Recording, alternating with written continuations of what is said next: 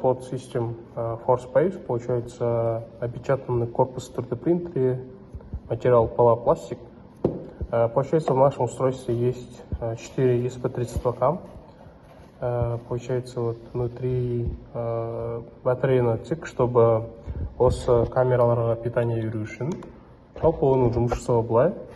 Бізде Python'да жазылған интерфейс бар. Сол интерфейс арқылы сіз кнопканы басқан жағдайда осы 4 камералардан фото алынып, олардың барлығы біріктіріліп, через искусственный интеллекттің API арқылы оған беріледі, және де бізге JSON арқылы атып келеді, яғни біздің сол API искусственный интеллект оны detection жасайды, если что-то есть, там бірдеңе бар деген сияқты, если нет, тогда нет дегендей.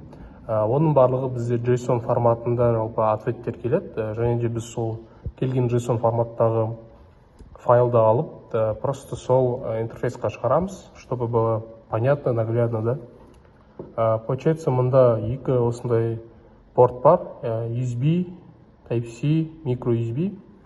То есть екеуінің біреуімен зарядтауға болады осы девайсты. Және де қосу үшін осы бір кнопканы басу керек. Вот, бізде қосылды. Если долгое нажатие болса, ол обратно сөніп қалады. Но дыркалар жалпы вентиляция болу үшін жасалған, чтобы, потому что когда осы камералар жұмыс жасаған кезде ол өте қатты қызады негізінен.